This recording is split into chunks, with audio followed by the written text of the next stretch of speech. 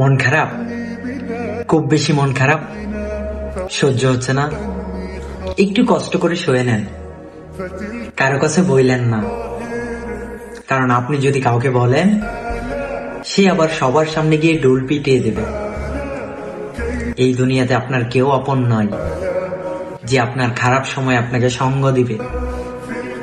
এই দুনিয়াতে সবাই আপনার নামে বদনাম করতে পারবে, আপনার নামে সুনাম করবে এমন মানুষ আপনার নাই।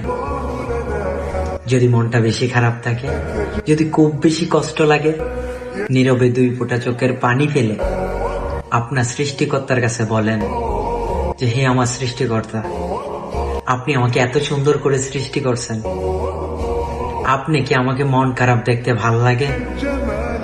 আপনিই তো পারেন একমাত্র আমার এই কষ্টটা নিয়ে আমাকে একটু সুখ দিতে।